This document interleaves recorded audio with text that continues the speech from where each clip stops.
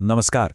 बिहार में ना पिछले 1 महीने से भी ज्यादा समय से एक बड़ा श्रम विवाद चल रहा है जो दिन ब दिन और उलझता ही जा रहा है। ये मामला जुड़ा है विशेष सर्वेक्षण से जुड़े संविदा कर्मियों से। तो चलिए आज इसी पूरे मामले की परतें खोलते हैं। ये जो अनिश्चितकालीन हड़ताल है ये 16 अगस्त को शुरू हुई थी और अब देखिए 1 महीने से भी ज्यादा का वक्त बीत चुका है।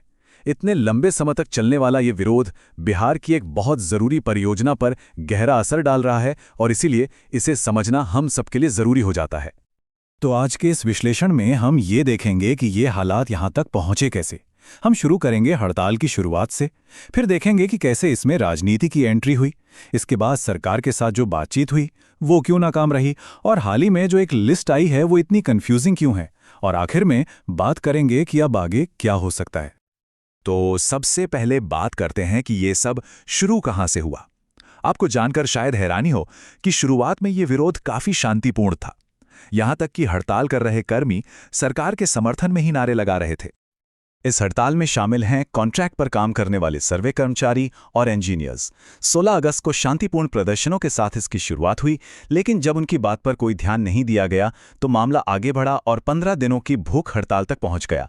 इस दौरान कई प्रदर्शनकारियों की तबीयत भी काफी बिगड़ गई।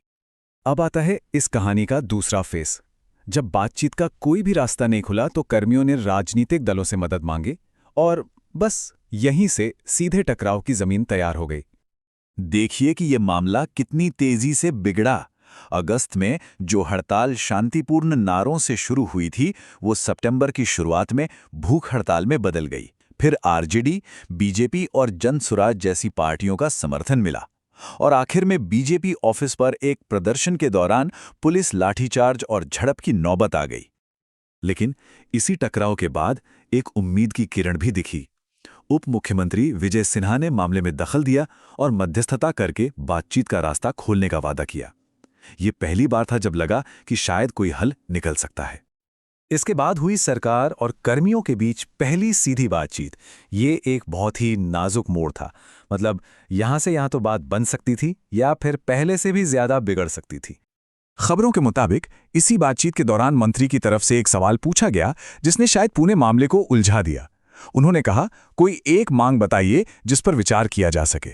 सुनने में तो ये एक सीधा सा सवाल लगता है, लेकिन असल में यहीं से सारी प्रॉब्लम शुरू हुई और यहीं पर दोनों पक्षों के बीच का बड़ा अंतर साफ नजर आया। कर्मियों ने कहा, हमारी एक ही मांग है, हमारी नौकरी 60 साल की कर दीजिए। इस पर मंत्री का जवाब था कि जब आपको बर्खास्त किया जा चुका है तो आपकी नौकरी तो अभी है ही नहीं, तो मैं उसे 60 साल का कैसे कर सकता हूं। इस पूरी बहस को समझने के लिए एक शब्द जानना बहुत जरूरी है, अपील अभ्यावेदन। ये वो ऑफिशियल प्रोसेस है जिसके जरिए नौकरी से निकाले गए कर्मचारी अपनी बहाली के लिए, मतलब नौकरी वापस पाने के लिए अप्लाई कर सकते हैं, और कर्मियों का तर्क इसी प्रोसेस पर आधारित था। अब आते हैं इस मामले के सबसे ताज़ा घटनाक्रम पर। विभाग ने एक डॉक्यूमेंट जारी किया जिसने चीज़ों को साफ करने के बजाय शक और सवाल और भी ज़्यादा खड़े कर दिए हैं। हुआ ये कि विभाग ने एक लिस्ट जारी की। इस लिस्ट में उन कर्मियों के नाम थे जिन्होंने अपील अभ्यावेदन दिया था और जिन्हें नौकरी पर वापस बहाल कर दिया गया है। जाहिर है इसका मकसद शायद ये दिखाना था कि सरकार तो कर्मियों को वापस ले रही है। लेकिन इस लिस्ट पर बहुत ही गंभीर आरोप लगे। कहा जा रहा है कि इसमें एक ही नाम को 2-3 बार लिखा गया है, शायद बहाली का नंबर ज्यादा दिखाने के लिए। और तो और इसमें ऐसे लोगों के नाम भी हैं जो हड़ताल शुरू होने के महीनों पहले ही इस्तीफा दे चुके थे। इन सब बातों ने कर्मियों के मन में अविश्वास को और बढ़ा दिया है। इस लिस्ट की गड़बड़ियों का सबसे पक्का उदाहरण है दीपक पासवान का मामला। इनकी एम्प्लॉई आईडी है AEN 11076। इनका इस्तीफा 10 मार्च को ही मंजूर हो चुका था, मतलब हड़ताल शुरू होने से बहुत पहले। लेकिन फिर भी इनका नाम बहाली की लिस्ट में है और इन्हें शेखपुरा में नई पोस्टिंग भी दे दी गई है। अब सवाल यह है कि ऐसा कैसे हो सकता है। तो अब हम इस विश्लेषण के आखिरी पड़ाव पर हैं। देखते हैं कि मौजूदा स्थिति क्या है और यहां से आगे क्या रास्ता निकलता दिख रहा है।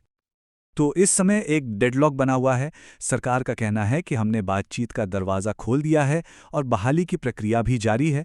वहीं दूसरी तरफ कर्मियों को लगता है कि ये बातचीत बस एक दिखावा है और बहाली की प्रक्रिया में हेरफेर करके हड़ताल को तोड़ने की कोशिश हो रही है। और ये नहीं भूलना चाहिए कि इस पूरे विवाद का असर बहुत बड़ा है। बिहार सरकार की एक बेहद जरूरी भूमि सर्वेक्षण परियोजना पूरी तरह से ठप पड़ी है, तो जाहिर है सरकार पर भी इस मामले को जल्द से जल्द सुलझाने का दबाव बढ़ रहा है। अपने अगले कदम के तौर पर कर्मियों ने विश्वकर्मा पूजा के दिन एक बड़ी सभा करने का ऐलान किया है। क्योंकि ज्यादातर कर्मी इंजीनियर्स हैं, इसलिए इस दिन का एक प्रतीकात्मक महत्व भी है। अब देखना यह होगा कि इस सभा का क्या नतीजा निकलता है। और अंत में हम सबके लिए एक ही सवाल बचता है, विभाग की तरफ से जारी की गई यह विवादित लिस्ट, क्या यह सिर्फ एक क्लर्क की गलती है, एक मामूली सी चूक, या फिर यह हड़ताल को कमजोर करने और उससे खत्म करने की एक सोची समझी रणनीति का हिस्सा है? इस सवाल का जवाब ही इस पूरे विवाद का भविष्य तय करेगा।